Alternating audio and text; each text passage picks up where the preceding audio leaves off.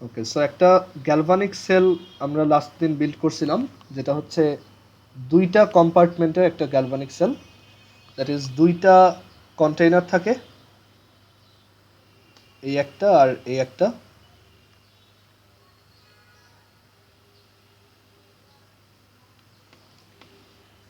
আর এরপর যেটা করতে হয়, এইখানে একটা ইলেকট্রোড রাখতে হয়।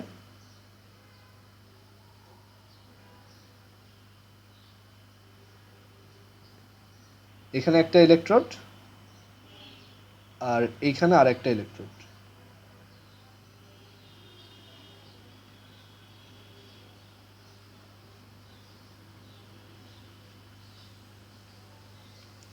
সো এখানে দুইটা আলাদা আলাদা মেটালের ইলেকট্রোড নিতে হয়। এটা ছিল রুল, যে আমরা দুইটা আলাদা আলাদা মেটালের ইলেকট্রোড নিব। তো একটা হচ্ছে জিঙ্ক আর একটা হচ্ছে কপার। রুলটা ছিল যে একটা ইলেকট্রোকেমিক্যাল সিরিজের যেই মেটালটা উপরে থাকবে সে হচ্ছে অ্যানোড।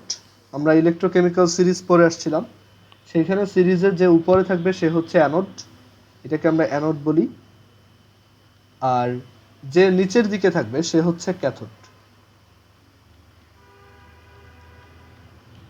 অ্যান্ড এই প্রত্যেকটা ইলেকট্রোডকে তার করেসপন্ডিং একটা সল্টের সলিউশনে বা তার একটা আয়নিক কম্পাউন্ডের সলিউশনে ডিজলভ, মানে তার একটা আয়নিক কম্পাউন্ডের সলিউশনে ডুবায় রাখতে হয় আর কি। সো এইখানে জিঙ্কের যে সলিউশনটা আমরা নিব সেটা হচ্ছে জিঙ্ক সালফেট। খুবই কমন যে এখানে আমরা জিঙ্ক সালফেট রাখতেছি, এটা হচ্ছে জিঙ্ক সালফেট সলিউশন। অ্যাগেইন এইগুলো যদি কারো প্রবলেম থাকে আগের ভিডিও দেখে ফেলবা। সো এই হচ্ছে জিঙ্ক সালফেট সলিউশন। আর এইখানে এই যে কপার যেটা আছে সেইটাকেও আমি তার একটা সল্টের সলিউশন রাখবো, which is copper sulphate.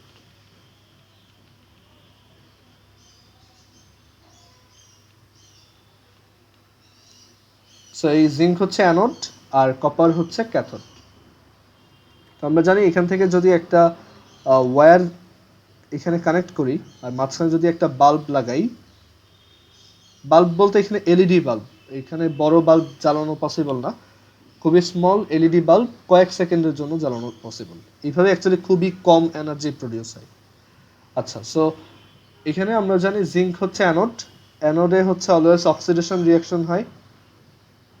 So অ্যানোডের অক্সিডেশন হাফ রিয়াকশন।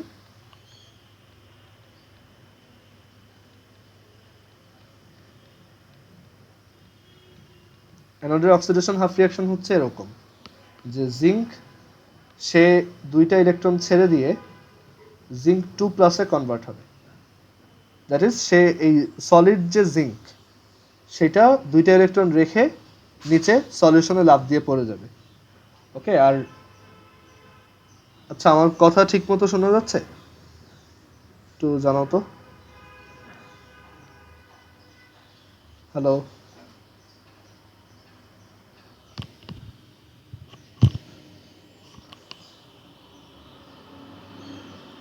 আদিশা, কথা কি ঠিক মতো শোনা যাচ্ছে? একটু জানাও তো আমাকে।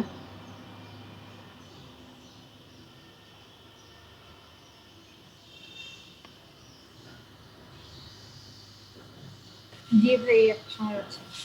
ওকে, মাঝখানে একটু ওই নেটওয়ার্কে প্রবলেম হচ্ছিল তো, সো কথা হয়তো একটু কেটে কেটে গেছে। আচ্ছা, সো এই হচ্ছে অ্যানোডের অক্সিডেশন হাফ রিয়াকশন। আর এই যে দুইটা ইলেকট্রন ও এখানে ছেড়ে দেয়, এটার জন্য অ্যানোডটা হচ্ছে নেগেটিভ। ওকে, অ্যানোডের গায়ে হচ্ছে এক্সট্রা ইলেকট্রন থাকে, সো দ্যাটস ওয়াই সে হচ্ছে নেগেটিভলি চার্জড।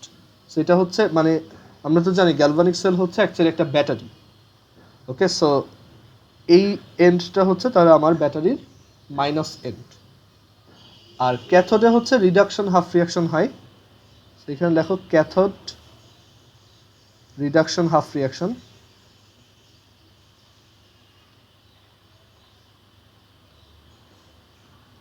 ক্যাথোডে যেটা হয় ও হচ্ছে, বা বিজারণ বিক্রিয়া যেটা হয়, এটা হচ্ছে ও এই যে ইলেকট্রনগুলা সেইগুলো ফ্লো হয়ে এখানে আসে, অ্যান্ড ফ্লো হয়ে এখানে আসার পর এই সলিউশনে যে কপার সালফেটগুলো আছে তারা হচ্ছে অ্যাকচুয়ালি আয়নিক কম্পাউন্ডরা সবসময় সলিউশনে কপার 2+ আর সালফেট 2- হিসেবে থাকে, দ্যাট ইজ তারা আয়নে ডিভাইডেড থাকে। সো এই যে কপার 2+গুলো আছে তাদের হচ্ছে ইলেকট্রনের শর্টেজ আছে, মানে তারা দুইটা ইলেকট্রন অলরেডি ছেড়ে দিছে।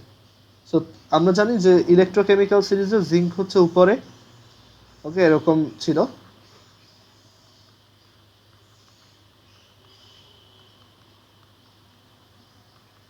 সেরকম ছিল। সো আমরা এখানে দেখতে পাচ্ছি জিঙ্ক হচ্ছে উপরে। আমরা ইলেকট্রোকেমিক্যাল সিরিজ যখন পড়ছিলাম তখন এটা বলছিলাম যে যারা উপরের দিকে থাকে তাদের চার্জড হওয়ার টেন্ডেন্সি বেশি, আর যারা নিচের দিকে থাকে তাদের ডিসচার্জড হওয়ার টেন্ডেন্সি বা রিডাকশন পোটেনশিয়াল বেশি।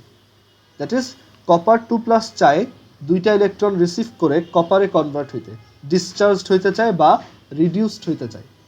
ওকে, সো ওইটার রিয়াকশনটা হবে এরকম। এইখানে এই যে ইলেকট্রনগুলো ফ্লো হয়ে আসছে সেই ইলেকট্রনগুলোকে এখানে সলিউশনে কপার 2+ টান দিয়ে নিজের কাছে নিয়ে কপারে কনভার্ট হয়ে এইটার উপর জমা হবে।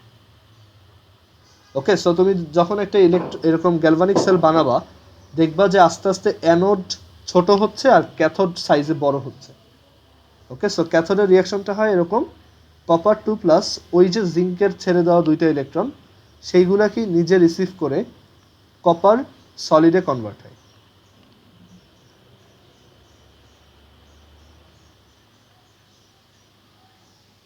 ওকে, সো এই ছিল গ্যালভানিক সেলের রিয়াকশন। আর এই যে ইলেকট্রনের ফ্লোটা হচ্ছে এই ফ্লোটার জন্যই হচ্ছে অ্যাকচুয়ালি এখানে কারেন্ট ফ্লো ক্রিয়েট হচ্ছে। ইলেকট্রনের ফ্লো মানেই কারেন্ট ফ্লো। সো এখানে আমরা এই বাল্বটাকে জ্বলতে দেখব টেম্পোরারিলি।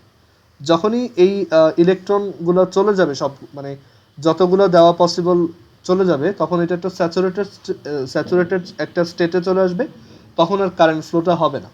সো এই যে তোমার একসময় এটা শেষ হয়ে যায়, ওইটা মানে আরেকটু লং লাস্টিং করার একটা ওয়ে আছে, সেটা হচ্ছে এই জায়গায় একটা সল্ট ব্রিজ দেওয়া।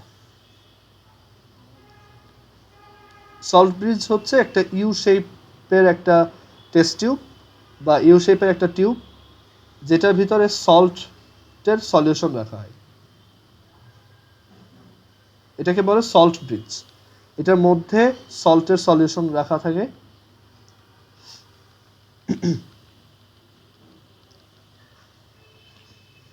সল্টের সলিউশন রাখা থাকে আর ইউজুয়ালি যেগুলো ইউজ করা হয় KCl অর KNO3। সো এটা হচ্ছে আমাদের সল্ট ব্রিজ। আচ্ছা, এখন সল্ট ব্রিজের অ্যাডভান্টেজগুলো কী কী, বা সল্ট ব্রিজ ইউজ করে আমি অ্যাকচুয়ালি কী কী মানে কী সুবিধা পাবো। আচ্ছা, সো এটার রিজন হচ্ছে যে এই যে একসময় ইলেকট্রনগুলো কিন্তু সবগুলো ফ্লো হয়ে ওই পাশে চলে যাবে, এই জিঙ্ক থেকে কপারে চলে আসবে, কপার হচ্ছে প্লাস আর জিঙ্ক হচ্ছে মাইনাস।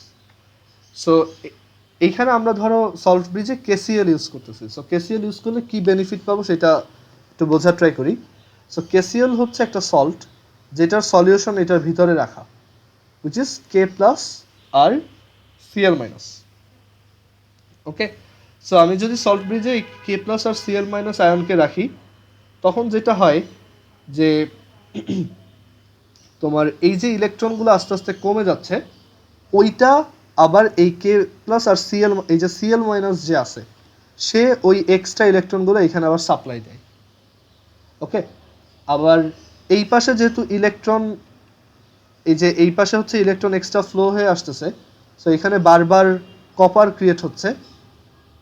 বাট আমরা তো জানি এই রিয়াকশনটা যদি কন্টিনিউয়াসলি চলতে হয় তাহলে এখানে হচ্ছে কপার 2+ ক্রিয়েট হইতে হবে, রাইট?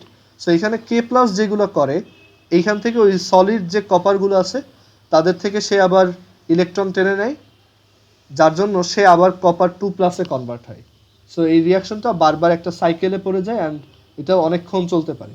ডেফিনেটলি একসময় KCl শেষ হয়ে যাবে, তখন আবার ব্যাটারিটা পারফর্ম করবে না। সো আইডিয়াটা হচ্ছে এটাই যে এখানে যেহেতু ইলেকট্রন এই পাশে কমতেছে আস্তে আস্তে, এখান থেকে ইলেকট্রন বারবার ফ্লো হচ্ছে, সো সেটা ব্যালেন্স করার ওয়ে হচ্ছে এই যে Cl- সে এদিকে নেমে আসবে, সে এখানে ইলেকট্রন সাপ্লাই দিবে, আবার এই পাশ থেকে K+ ইলেকট্রন টেনে নিবে। ওকে, সো এটা আরেকটু বেশিক্ষণ তুমি ইউজ করতে পারবা। মানে মেইন কথা হচ্ছে তোমার যদি পরীক্ষায় আসে তুমি এইভাবে এক্সপ্লেন জাস্ট এই কথাটা বলবা যে সল্ট ব্রিজ হচ্ছে এখানে আয়নের ব্যালেন্সটা মেনটেন করে। ওকে, সল্ট ব্রিজের মেইন কাজ হচ্ছে আয়নের ব্যালেন্স মেনটেন করা।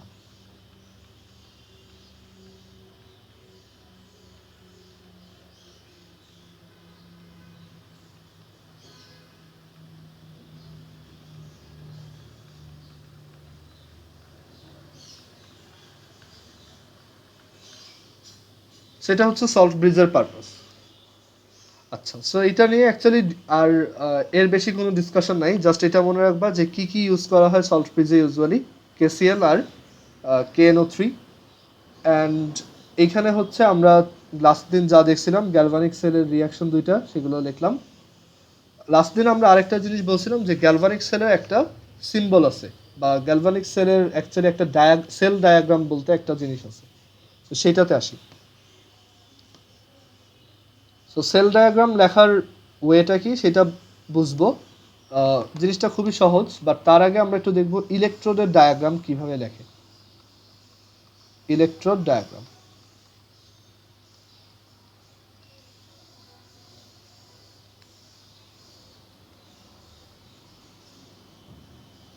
আচ্ছা। সো ইলেকট্রোড ডায়াগ্রাম হচ্ছে আমরা একটু আগে যেই এক্সাম্পলটা দেখলাম ওইখানে হচ্ছে জিঙ্ক ছিল, আর আরেকটার মধ্যে হচ্ছে কপার ছিল।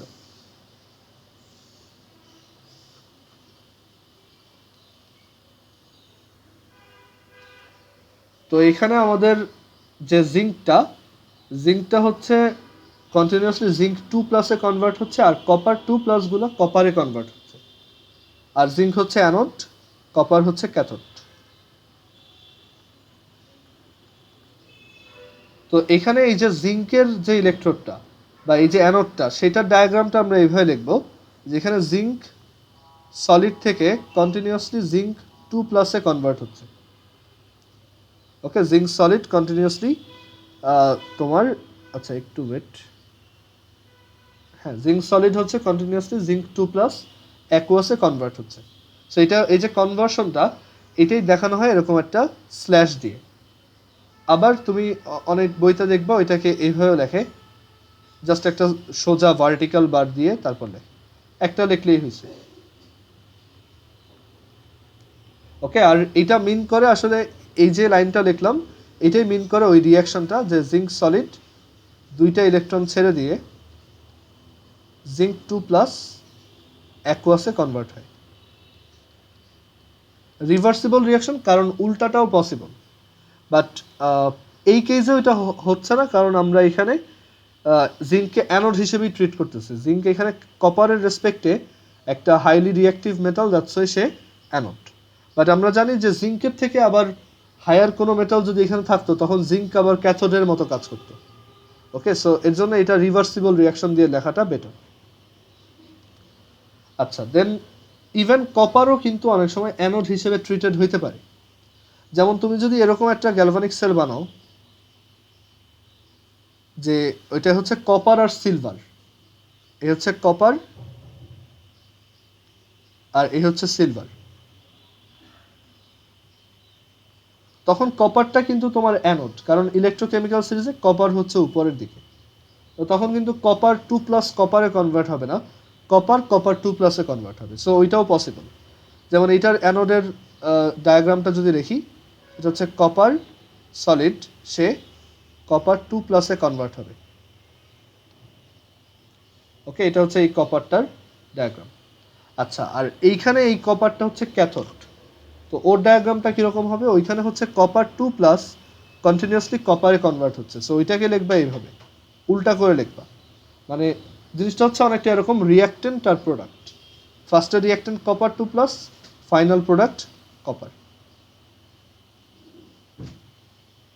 ওকে, সো একটা শর্টকাট হচ্ছে এরকম, যে তুমি যদি কখনো দেখো একটা ক্যাটায়ন তারপর হচ্ছে তার নর্মাল ফর্ম, তাহলে ওইটা হচ্ছে একটা ক্যাথোডের ডায়াগ্রাম, এটা একটা ক্যাথোড। আর ফার্স্টে হচ্ছে নিউট্রাল মেটাল, মানে ফার্স্টে নিউট্রাল মেটাল তারপর ওর ক্যাটায়ন, সো এইটা হচ্ছে একটা অ্যানোড। মানে ডায়াগ্রাম দেখেই বোঝা যায় যে এটা অ্যানোড নাকি ক্যাথোড। বা আরেকভাবে বুঝতে পারো যে এখানে কপার 2+ থেকে কপার হচ্ছে, দ্যাট ইজ রিডাকশন হচ্ছে, তাই না? মানে চার্জ কমে যাওয়া মানে কি, বা ইলেকট্রন রিসিভ করা মানে কি, রিডাকশন হওয়া। আর রিডাকশন কোথায় হয়? ক্যাথোডে হয়। সো এই হচ্ছে এটা ক্যাথোড। আর এখানে দেখো 0 থেকে 2+ হচ্ছে, সো এখানে চার্জ বাড়তেছে বা অক্সিডেশন নাম্বার বাড়তেছে, which is an oxidation process. So আমরা বলতে পারি এটা হচ্ছে অ্যানোড, কারণ অ্যানোডেই অক্সিডেশন হয়। আচ্ছা, তারপর এই সিলভারের ডায়াগ্রামটা যদি দেখি, সিলভার এখানে প্লাস থেকে সিলভারে কনভার্ট হচ্ছে, সিলভার অ্যাকুয়াস, আর এই হচ্ছে সিলভার সলিড। এটা হচ্ছে একটা ক্যাথোডের মতো কাজ করতেছে। সো যে কোনো মেটালই অ্যাকচুয়ালি তোমার ক্যাথোড বা অ্যানোড হিসেবে কাজ করতে পারে, ডিপেন্ড করে তুমি তার সাথে কাকে নিচ্ছ, ওই দুজনের মধ্যে এটা ডিসাইডেড হবে। আচ্ছা, এবার বলো তো যে এইটা অ্যানোড নাকি ক্যাথোড?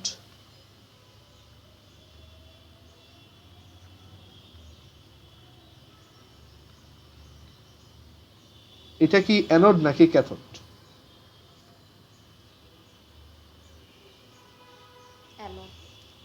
কেন?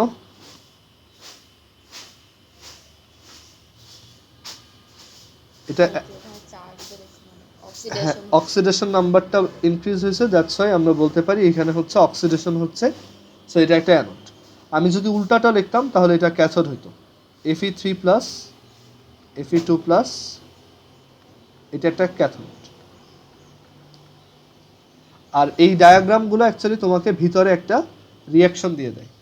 যেমন এইটার রিয়াকশনটা, এই যে Fe3+, Fe2+, এটার রিয়াকশনটা হচ্ছে Fe3+ একটা ইলেকট্রন রিসিভ করে Fe2+ এ কনভার্ট হচ্ছে।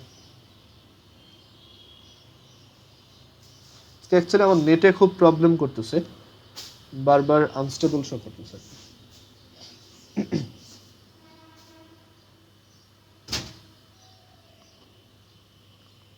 আচ্ছা, সো ইলেকট্রোড ডায়াগ্রামটা বোঝা গেল। এবার আমরা দেখব সেল ডায়াগ্রাম কিভাবে লেখে। সো আমরা এই দুইটা ব্যাটারির জন্যই সেল ডায়াগ্রামটা লিখব। সো এটাকে এখান থেকে নেই।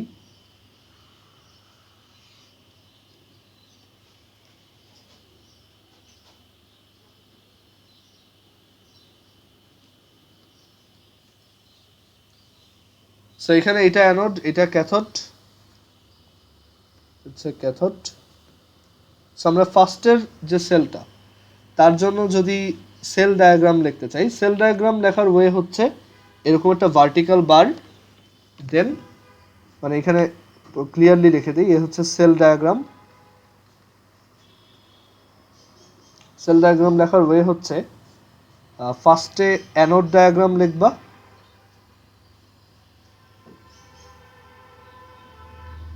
দেন একটা ভার্টিক্যাল বার দিবা, দেন ক্যাথোড ডায়াগ্রাম লিখবা।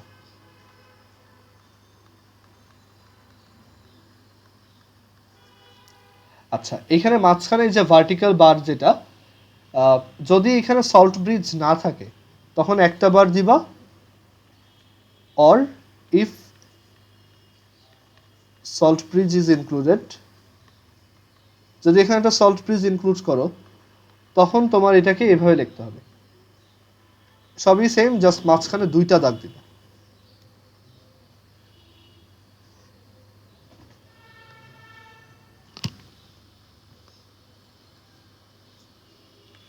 যদি এখানে একটা সল্ট ব্রিজ থাকতো আর কি। আচ্ছা, সো এবার আমরা তাহলে এই সেলটার সেল ডায়াগ্রাম দেখি। সো জিঙ্ক অ্যানোডের অ্যানোড ডায়াগ্রাম হচ্ছে zinc solid slash zinc 2+ aqueous, then এই যে ভার্টিক্যাল বার। দেন ক্যাথোডের ডায়াগ্রামটা কি ছিল এই কেসে? কপার 2+ অ্যাকুয়াস, ওখান থেকে আমরা পাই কপার সলিড। সো এই হচ্ছে এই গ্যালভানিক সেলটার ডায়াগ্রাম, বা এই গ্যালভানিক সেলটার সিম্বল। মানে তুমি এই লাইনটা দেখলেই বুঝবা এখানে কি কি আছে। আর ধরো এবার একটা সল্ট ব্রিজ দিয়ে প্র্যাকটিস করি। এটা হচ্ছে ধরো একটা সল্ট ব্রিজ আছে এখানে।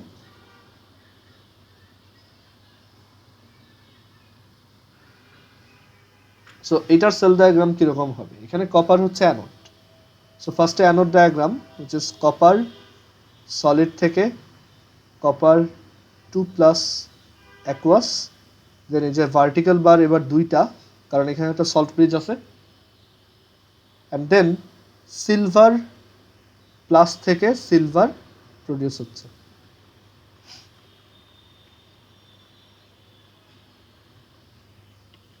সো আই হোপ বোঝা গেছে কীভাবে সেল ডায়াগ্রাম লিখবা আর ইলেকট্রোডের সিম্বল কীভাবে লিখবা।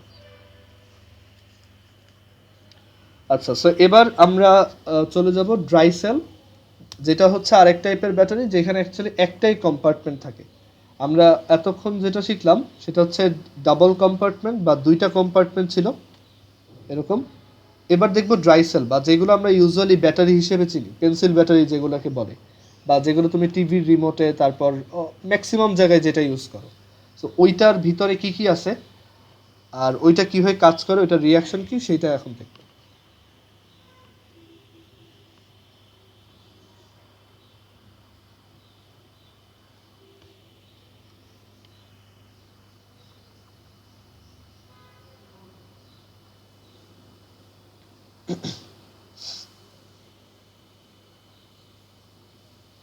আচ্ছা, সো ড্রাই সেল হচ্ছে one kind of galvanic cell, মানে এটাও ওই সেম প্রিন্সিপালেই কাজ করে, যে দুইটা ইলেকট্রোড থাকে, একটা অ্যানোড আর একটা হচ্ছে ক্যাথোড।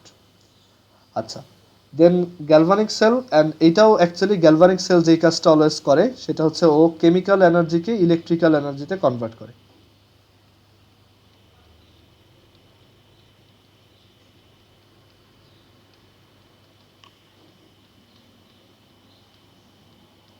অ্যান্ড ইউজুয়ালি এই ব্যাটারিটাই আমরা সবসময় ইউজ করি, যেরকম একটা সিলিন্ড্রিক্যাল শেপ থাকে। সো এই হচ্ছে একটা ড্রাই সেল। ওকে, আচ্ছা, সো এই ড্রাই সেলের ভিতর কি কি আছে? ড্রাই সেলের ভিতরে ডেফিনেটলি একটা গ্যালভানিক সেলের মতো একটা অ্যানোড আর একটা ক্যাথোড আছে। তো এখানে আমি অ্যানোডটা কোন মেটালের ইউজ করব আর ক্যাথোডটা কিসের ইউজ করব? সো অ্যানোড হচ্ছে ইউজুয়াল, যেটা আমরা একটু আগেও যে গ্যালভানিক সেল দেখছি, জিঙ্কের অ্যানোড ইউজ করব। ওকে, আর ক্যাথোড হিসেবে কি ইউজ করব? সো এইটা একটু এক্সেপশনাল। এখানে আমরা ক্যাথোড হিসেবে অ্যাকচুয়ালি কার্বন ইউজ করব। এখন কথা হচ্ছে কার্বন তো মেটাল না, আর আরেকটা ইম্পর্টেন্ট জিনিস হচ্ছে যে কার্বন আমাদের ইলেকট্রোকেমিক্যাল সিরিজে কোথাও ছিল না। তো কার্বন মেটাল না এটা ঠিক আছে, বাট কার্বন হচ্ছে মানে মেটাল না হওয়া সত্ত্বেও সে তোমার ইলেকট্রিসিটি কন্ডাক্ট করতে পারে। কার্বনের হচ্ছে দুইটা অ্যালোট্রোপ আছে, এটাকে বলা হয় কার্বন অ্যালোট্রোপ। অ্যালোট্রোপ মানে হচ্ছে একই জিনিসের দুইটা আলাদা চেহারা। সো এটা হচ্ছে একটা কার্বনের অ্যালোট্রোপ হচ্ছে দুইজন, একটা হচ্ছে গ্রাফাইট, তোমরা গ্রাফাইটের নাম অনেক শুনছো, যেমন পেন্সিলের ভিতর গ্রাফাইট থাকে। আর এই কার্বনের আরেকটা অ্যালোট্রোপ হচ্ছে ডায়মন্ড, মানে ডায়মন্ডও কিন্তু অ্যাকচুয়ালি কার্বন। ওকে, ওইটা কিন্তু কার্বনেরই একটা স্ট্রাকচার। সো গ্রাফাইট হচ্ছে ইলেকট্রিসিটি কন্ডাক্ট করতে পারে। সো এখানে আমরা অ্যাকচুয়ালি শুধু কার্বন বলবো না, আমরা অ্যাকচুয়ালি কার্বনের গ্রাফাইট ভার্সনটা ইউজ করতেছি। এই গ্রাফাইট ইলেকট্রিসিটি কন্ডাক্ট করতে পারে অ্যান্ড সে খুব ভালো কন্ডাক্টর। সো এর জন্য আমরা ইনস্টেড অফ মেটাল এই কার্বন ইউজ করতেছি। এটার আরেকটা রিজন হচ্ছে এই জিঙ্কের সাথে কার্বনের এই যে রিডাকশন পটেনশিয়ালের যে গ্যাপটা, ওইটা অনেক বেশি। সো এর জন্য কারেন্ট ফ্লোটা অনেকক্ষণ চলে। আমি যদি এখানে কপার নিতাম, জিঙ্ক আর কপারের মধ্যে ডিফারেন্সটা খুব বেশি না, সো এটা খুব টেম্পোরারিলি চলতো। বাট আমি যদি কার্বনের ক্যাথোড নেই, এটা অনেক দিন চলবে। ওকে, সো এটা হচ্ছে রিজন যে এখানে ক্যাথোড হিসেবে আমরা কার্বন আর গ্রাফাইট ইউজ করি। সো এখন এই ব্যাটারিটা কীরকম সেই স্ট্রাকচারটা আমরা আঁকবো, দেন ওইটাকে এক্সপ্লেন করব। সো এখানে একটা কন্টেইনার নিতে হবে ফার্স্টে।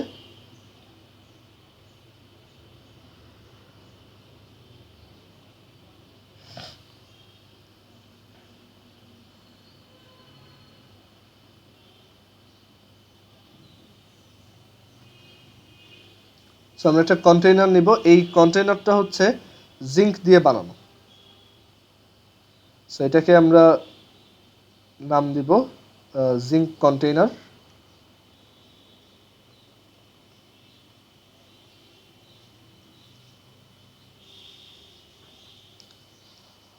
আচ্ছা, সো এই যে কন্টেইনারটা, এইটাই অ্যাকচুয়ালি আমাদের তোমার অ্যানোড হিসেবে কাজ করতেছে, মানে পুরো কন্টেইনারটাই। বাট এইখানে আবার উপর দিয়ে একটা দেওয়া থাকে, একটা ওই যে পেপারের লেয়ার দেওয়া থাকে সাইড দিয়ে, যাতে ওইটা সেফ থাকে আর কি। তুমি দেখবা যে ব্যাটারির গায়ে একটা লেয়ার থাকে, যেটা তুমি একটু চাইলে ছিঁড়ে ফেলতে পারবা, তাহলে দেখবা ভিতর থেকে জিঙ্ক বের হয়ে আসবে। তোমার যদি জিঙ্ক দরকার হয়, তুমি একটা ব্যাটারির বাইরের যে লেয়ারটা, ওইটা ছিঁড়ে তার ভিতর থেকে জিঙ্ক কালেক্ট করতে পারবা। আচ্ছা, সো এই হচ্ছে জিঙ্ক কন্টেইনার।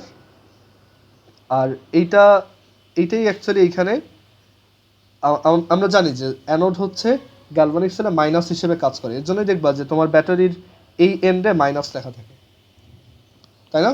এটা অনেকেই হয়তো দেখছো যে ব্যাটারির এই যে নিচে যে জায়গাটা, এটা হচ্ছে মাইনাস, এই পাশটা লেখা থাকে প্লাস, কারণ এইটা হচ্ছে আমাদের ক্যাথোডের মাথা, আর এটা হচ্ছে অ্যানোড। সো এই হচ্ছে জিঙ্ক কন্টেইনার, আর এই হচ্ছে আমাদের অ্যানোডের টার্মিনালটা। আচ্ছা, এরপর ভিতরে হচ্ছে একটা ক্যাথোড রাখতে হবে। সো ক্যাথোডটা হচ্ছে কার্বনের। সো আমরা এখানে এরকম একটা, হ্যাঁ, কেউ কিছু বলবা?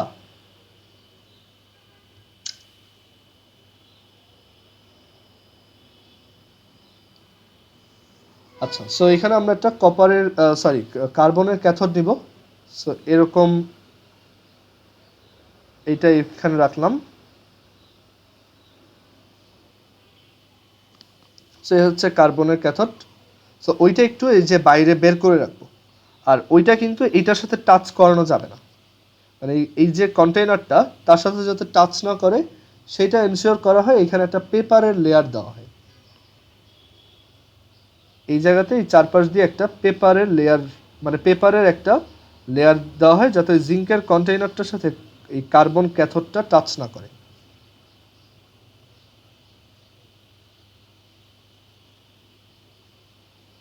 এরকম, এটা একটু মুছে দেই এখান থেকে।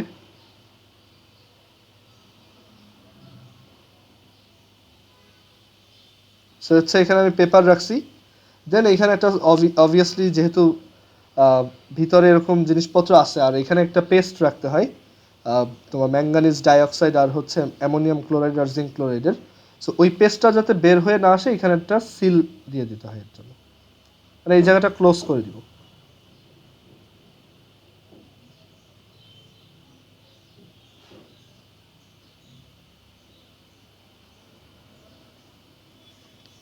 আর ওভারঅল এই জায়গা দিয়ে আরেকটা সিল দিয়ে দিব,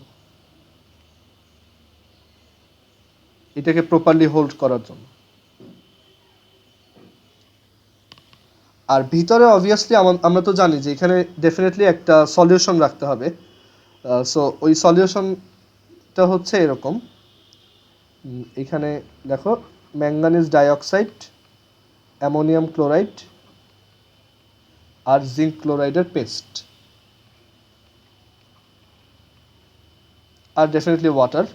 সো এটা এই কয়টা মিক্স করে আমরা একটা পেস্ট বানাবো, সেই পেস্টটা এটার ভিতর রাখবো, ওইটাই আমাদের এই ক্যাথোডটার সলিউশন হিসেবে কাজ করবে। এখানে কিন্তু বেশ কিছু এক্সেপশন আছে, কারণ আমরা আগে দেখতাম যেই মেটালের ইলেকট্রোড ওইটারই একটা সল্ট রাখতে হয়, বাট এখন কিন্তু ব্যাপারটা ওরকম নাই। ওকে, আর এই জায়গাতে তোমার এইখানে এই যে পেস্টটা রাখতেছি, পেস্টটা তো থাকবেই। এইখানে আবার এই যে কপারের যে ক্যাথোডটা আছে, সেটার সাথে আবার কার্বনের কিছু পাউডার রেখে দিতে হয়। ওকে, সো এটা দেখো, এটা হচ্ছে কার্বন পাউডার।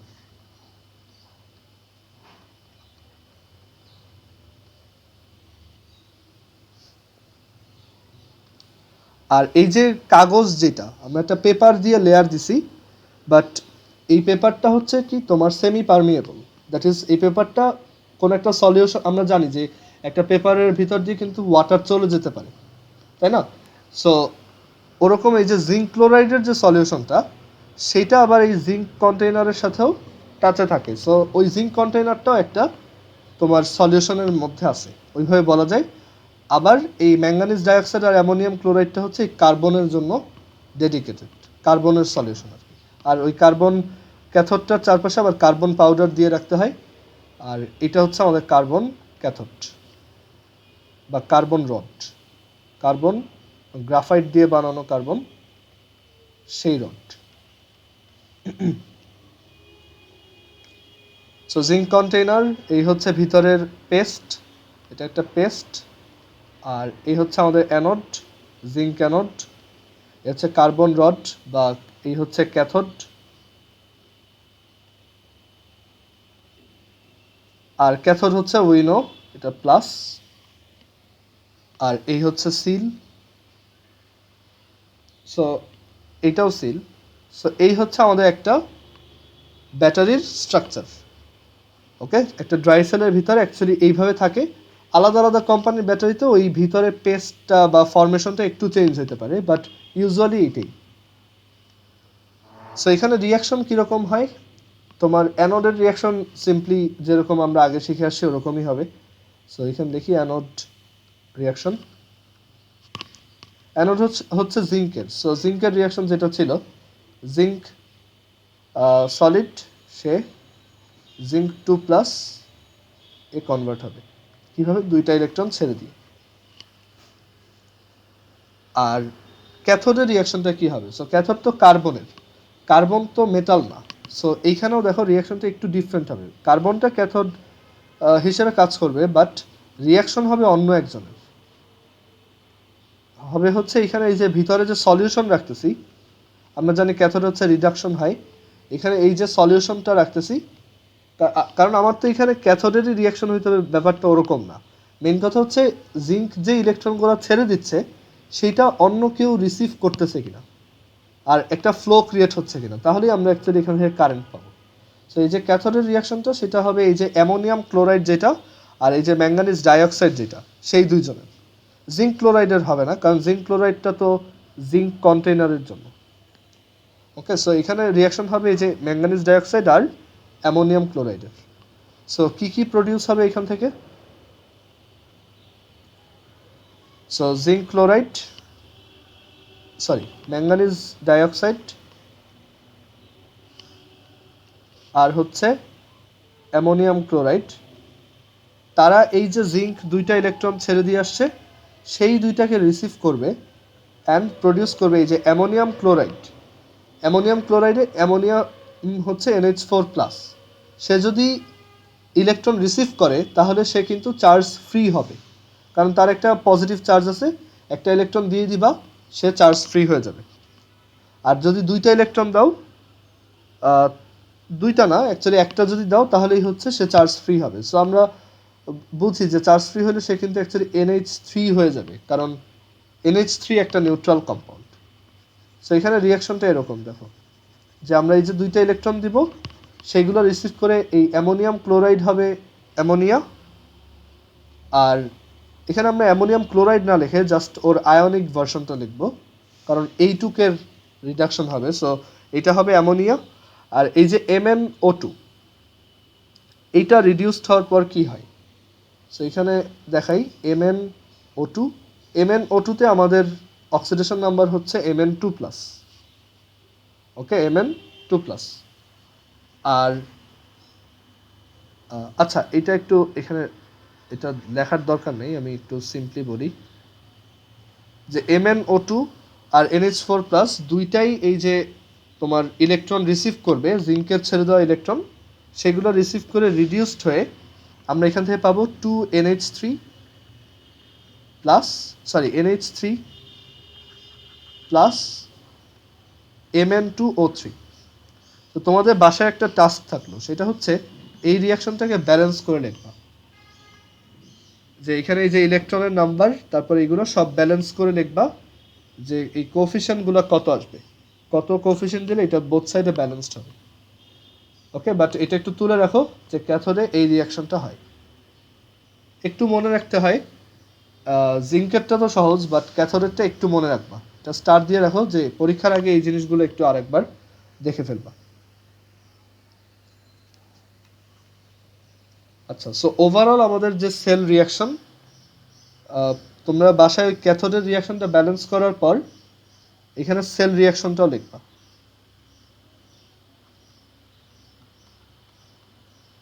সেল রিয়াকশনটা লেখার ওয়ে হচ্ছে জাস্ট দুইটা রিয়াকশনকে অ্যাড করে দিবা, তাহলে সেল রিয়াকশনটা পাবা। এখান থেকে এরকম পাবা যে zinc plus ammonium plus plus হচ্ছে সাম MnO2, এখান থেকে প্রডিউস হয় zinc 2 plus plus ammonia gas plus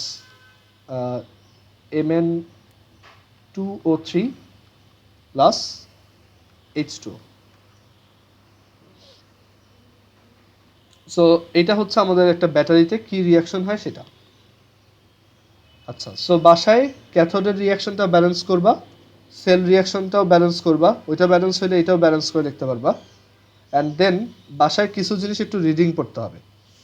so আমি এগুলো লিখে দিচ্ছি। ফার্স্টে হচ্ছে অ্যাপ্লিকেশন অফ গ্যালভানিক সেল,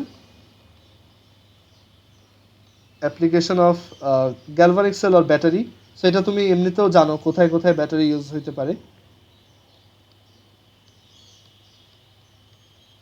দেন এই টাইপের ব্যাটারির সাইড ইফেক্ট কী, মানে সাইড ইফেক্ট বলতে এগুলো এনভায়রনমেন্টকে পলিউট করে, সো ওইগুলো একটু পড়বা, বইতে আসে এগুলো, হেলথ অ্যান্ড এনভায়রনমেন্টের উপর ব্যাটারির ইফেক্ট। তারপর হচ্ছে ইলেকট্রোকেমিক্যাল সেল, আমরা যে আগে পড়ে আসছিলাম সেইটা কোথায় কোথায় ইউজ হয় সেটাও একটু রিডিং পড়বা।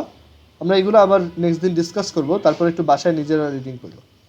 সো ইলেকট্রোকেমিক্যাল সেলের অ্যাপ্লিকেশন, আর ইলেকট্রোকেমিক্যাল সেলের অ্যাকচুয়ালি কোনো হার্মফুল সাইড নাই তেমন। সো এই হচ্ছে ইলেকট্রোকেমিক্যাল সেল অ্যাপ্লিকেশনস। সো এই জিনিসগুলো একটু পড়বা। আমরা নেক্সট দিন এগুলো ডিসকাস করে নিউক্লিয়ার রিয়াকশন দেখব, এরপর আমাদের এই চ্যাপ্টারটা শেষ। ওকে, এরপর আমরা চ্যাপ্টার 9 স্টার্ট করব, হুইচ ইজ অ্যাসিড বেস।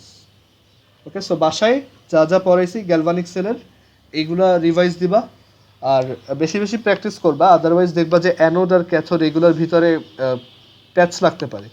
আর রিয়াকশনগুলোও লেখা প্র্যাকটিস করবা, আর এই যে সেল রিয়াকশন যেটা ব্যালেন্স করতে বলছি এগুলো একটু কমপ্লিট করে ফেলো। আর এই 3টা টপিক বই থেকে রিডিং করবা। ওকে, আজকে এই পর্যন্তই। আল্লাহ হাফেজ।